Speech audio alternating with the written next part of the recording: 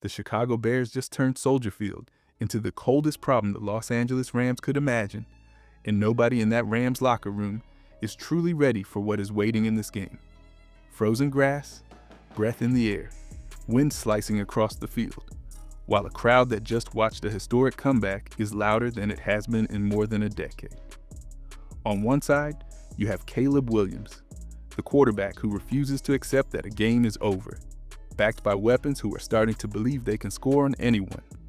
On the other sideline, you have Matthew Stafford, still playing at an elite level, walking into a stadium that wants to shake, rattle, and test every throw he makes in that cold Chicago night.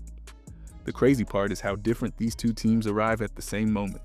Stafford looked unstoppable early, then suddenly human, then clutch again at the end, while Puka and Davante Adams kept bailing out tight throws. Put those paths together, and you get a matchup where both teams know they can score late. Both fan bases believe their quarterback can steal a game, and both coaching staffs also know that one bad decision or one soft series could flip everything. What nobody is talking about enough is how dangerous the Bears have become when their offense finally wakes up, because that is where this story can really tilt. When Caleb Williams starts buying time and trusting DJ Moore, Rome Odunze, Luther Burden, and Colston Loveland. When DeAndre Swift and Kyle Monangai find even a little rhythm on the ground, this group turns from slow starter to full storm in a matter of drives. If the Rams defense that has been leaking yards in recent weeks walks into that building thinking this is the same old Chicago, they are going to be in trouble fast. So before we even look at what Los Angeles can do, we have to break down how this Bears offense turned into the unit nobody wants to see in January. But before we get into that, hit that like and subscribe button for more Bears and all the NFL content. Let's aim for 500 likes on this video. The Chicago Bears offense did not sneak into this moment.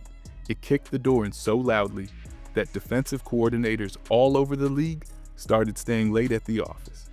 At the center of it is Caleb Williams, a quarterback who plays like every snap is a chance to flip the whole night, not just move the chains. Add play caller Ben Johnson, who is not calling safe little scripts, but attacking deep zones, attacking the middle, attacking the edges, and you get a unit that feels calm, even when the scoreboard looks ugly. This is not a pretty, slow, careful group. It is an attack that can look off rhythm for a quarter, then suddenly stack big plays in a row and make a solid defense look lost. What makes this offense so dangerous now is how many different ways it can hurt you without warning. DJ Moore can win on timing routes and back shoulder throws. Rome Odunze stretches the field and turns tight sideline windows into easy catches. Luther Burden can flip a drive with one sudden break after the catch, and DeAndre Swift with Kyle Monangai still have the speed to turn a small crease into a real gain if the timing up front is right. Caleb Williams has grown inside this structure, reading full field concepts, sliding in the pocket instead of bailing too early, and trusting that if the first plan is covered, he can still create outside of structure without forcing panic throws. When a defense guesses wrong against this group on early downs, Ben Johnson pounces, and that is when the tempo and confidence start to spike together. The quiet piece that changes everything is how much trust is now flowing through Colston Loveland, the young tight end who plays nothing like a normal rookie. When Caleb Williams needs a clean answer on third down or in the red zone, Colston Loveland keeps finding space, sitting between zones, running away from linebackers, and stacking games with more than 90 yards like it is normal. Every time the ball goes his way, this offense feels a little more complete and a little harder to solve. The Rams know that better than anyone, and that is why the next part of this story matters so much, because they already tried to get Colston Loveland on their side before he ever caught a pass in Chicago. The Los Angeles Rams front office saw this problem before anyone else did, and now they have to live with it in the loudest way possible. On draft night, reports came out that they were on the phone trying to climb the board for Colston Loveland, a tight end who was still just a rookie on paper but already looked like a clean fit and Sean McVay-style offense. Chicago got there first. And what felt like a small side note in April now walks into a freezing divisional game as a major turning point. Every time Colston Loveland lines up across from that Rams defense, it is a reminder that one decision months ago might be the difference between relief and heartbreak. What makes that sting even more is how fast Colston Loveland has turned potential into real production. Once the Bears started featuring him, the numbers jumped in a hurry, with stretches like 6 catches for 94 yards and a touchdown against San Francisco, 10 for 91 and a touchdown against Detroit, and 8 for 137 in his first playoff game against Green Bay. He is only 21 years old, but he runs routes like a veteran, feels soft spots in zone, and has the size to box out corners, while still being too quick for most linebackers. You can see the trust on every target, the way Caleb Williams throws the ball before Colston Loveland even turns his head, because he knows the rookie will be in the right place and finish the play. Now flip the picture and imagine how the Rams see this. They wanted Colston Loveland catching passes from Matthew Stafford, clearing space for Puka and Davante Adams, and stressing safeties the same way Terrence Ferguson already does in that system, only with an even higher ceiling. Instead, they have to cover him on a frozen field, while knowing he is built for the exact kind of middle-of-the-field matchups their defense has struggled with. If Chicago gets Colston Loveland rolling early and forces Los Angeles to tilt coverage his way, it opens up the outside for everyone else. And that is when this matchup turns into a full shootout. To really understand how dangerous that scenario is, you have to look at what this Rams offense still brings when it finds rhythm with Matthew Stafford at the controls. The scary truth for Chicago is that the Rams are not walking into Soldier Field with a shaky offense. They are bringing in Matthew Stafford, playing some of the sharpest football of his career. He has seen every coverage, every disguise, every pressure look a coordinator can throw at him, and he still trusts his arm to fit the ball into tiny windows most quarterbacks will not even try. When he settles into a rhythm, drives start to feel the same way for defenses. Snap after snap, read after read, ball out on time before the rush even has a chance to matter. That calm and chaos is what keeps coaches up at night, because one small mistake on the back end can turn into a huge play before anyone on the field even knows what went wrong. What makes this group so hard to survive is how complete the supporting cast is around Matthew Stafford. Puka is the volume problem, a receiver who can live in the middle of the field, win through contact, and punish soft zones again and again.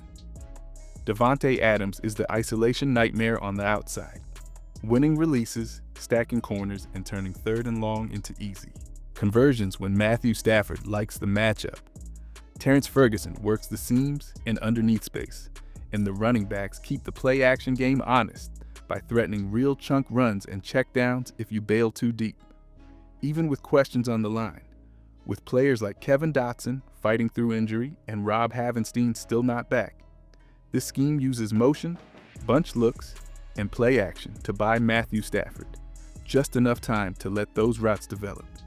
The small crack in the opening for Chicago is that this version of the Rams still leans on precise timing and clean platforms for Matthew Stafford more than raw movement or backyard football. He is dealing with a sprained finger. The air will be cold, and every hit he takes will test how steady that grip really is as the night goes on. If the Bears can make him hitch once, reset once, feel pressure just a little earlier than he wants, that is where the ball can sail, hang, or come out late and invite a play on it. The question is simple and brutal at the same time. Can this Bears defense, which just showed 2 completely different faces in one playoff game, really bother an attack this polished for long enough? To answer that, we have to look at how Chicago's defense fell apart, fixed itself on the fly, and why that transformation might be the only reason they even get a puncher's chance against this Rams machine. The Chicago defense spent the first half against Green Bay looking like it was stuck in a nightmare that would not end. Jordan Love kept hitting the same routes again and again. Outcuts to the sideline, crossing patterns over the middle, deep shots outside, and the coverage just could not close in time. Josh Jacobs was slipping through arm tackles and pushing piles. The front seven were a step late fitting gaps, and every third down felt like a fresh gut punch. By the time the scoreboard showed 3 touchdowns allowed and the crowd had gone quiet, it looked like the kind of night where no amount of magic from Caleb Williams was going to matter if the defense did not change something fast. Then the entire personality of that unit flipped, and it felt like a different group walked out of the tunnel after halftime.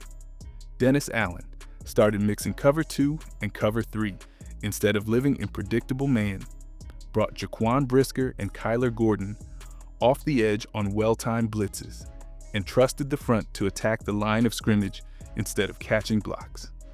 Suddenly, Josh Jacobs had nowhere to go, finishing the second half with almost nothing on the ground, while rushers like Montez Sweat, Austin Booker, Gervon Dexter, and the interior linemen squeezed the pocket and forced Jordan Love into quicker decisions. Twice, the Bears' defense even punched the ball out, once on Tariq Stevenson collision near the goal line, and once when Gervon Dexter knocked it free from an eligible lineman, only to watch both fumbles roll out of bounds before anyone in blue and orange could fall on them. What mattered most was not the box score. It was the way that side of the ball refused to stay broken, with Tremaine Edmonds holding the middle together after losing TJ Edwards and Noah Sewell, with DeMarco Jackson, Jalen Reeves-Maybin, and Amen Ogbongbemiga stepping into bigger roles, and with Kevin Byard, Jaquan Brisker, Jalen Johnson, and Kyler Gordon tightening coverage as the game wore on. The Bears proved they can take a punch, adjust on the fly, and give their offense a real chance. If they can bring that second half version to a matchup with Matthew Stafford, then every drive becomes a test of who blinks first. The twist is that for all the fear around the Rams stars, Los Angeles has its own weak spots and bad habits, and that is where Chicago can quietly tilt this game in their favor. For all the hype around the Rams offense, the way this team has been playing the last month should worry their own fans more than any Bears fan. That blown lead against Seattle did not come out of nowhere. It was another night where the pass rush from Jared Verse, Kobe Turner, and Byron Young disappeared for long stretches, and the coverage behind them started to soften. Atlanta then came in and controlled them in every phase. Arizona, with Jacoby Brissett, moved the ball far too easily for a group that wants to be seen as a contender, and Carolina was one clean interception away from knocking them out. When you keep needing late rescue drives from Matthew Stafford just to escape, it means the rest of the operation is leaking more than the box score admits. The biggest hidden problem sits on special teams, and this is where Chicago quietly walks in with a real edge. The Rams have had punts blocked, field goals blocked, protection mistakes that force everyone on that sideline to hold their breath every time the kicking unit jogs on. You do not fire a coordinator in the middle of a season unless you know those errors are costing you real wins. The Bears are living in a different world there. Cairo Santos has been steady all year. Metrics back it up, grading Chicago as a top 12 unit while Los Angeles sits much lower, and in a cold playoff night where one possession can swing the whole bracket, that gap matters as much as any star receiver or pass rusher. There's also the simple reality of how these weaknesses line up against what Chicago does well right now. If Montez Sweat, Austin Booker, and the interior can force Matthew Stafford to hold the ball a heartbeat longer behind an offensive line still patching around injuries for Kevin Dotson and Rob Havenstein, those rush throws turn into chances for Jalen Johnson, Kyler Gordon, Tariq Stevenson, Kevin Byard, and Jaquan Brisker to finally cash in on the risky windows he loves to attack. If Cairo Santos stays perfect while the Rams continue to live on the edge with their kicking game, the scoreboard can tilt even when the drives look similar. Add Soldier Field, the weather, and a crowd that just watched the Packers sent home, and you start to see why this matchup is as much about details as it is about stars. Which sets up the bigger question that hangs over the whole conference now. What does this night mean for the NFC race and for the rise of Caleb Williams if he walks through another test like this. If the Chicago Bears beat the Rams, it would flip the entire NFC picture, putting Chicago one win from the Super Bowl, while the Seahawks and 49ers beat each other up on the other side of the bracket. For Caleb Williams, knocking out Jordan Love and then Matthew Stafford would push him from exciting young passer into the edge of that Mahomes, Allen, Jackson, Burrow conversation because of how he keeps delivering in crisis and forcing defenses to stay tense until the final whistle. For the city, it would feel like years of quarterback frustration finally turning into a real contender in just 2 playoff weeks, changing how every opponent game plans. For the Bears, and how future free agents view catching passes in Chicago. But all of that potential only matters if they execute a clear blueprint on game day and actually finish the upset on this divisional round stage. The Bears beat the Rams only if they stay out of early holes, let Ben Johnson script quick, clean drives for Caleb Williams, mix in real runs for DeAndre Swift, and finish every red zone trip with points through Cairo Santos. On top of that, Montez Sweat, Austin Booker, and Gervon Dexter must hurry Matthew Stafford, while the secondary makes Puka, Devontae Adams, and Terrence Ferguson earn every catch and tackles fast.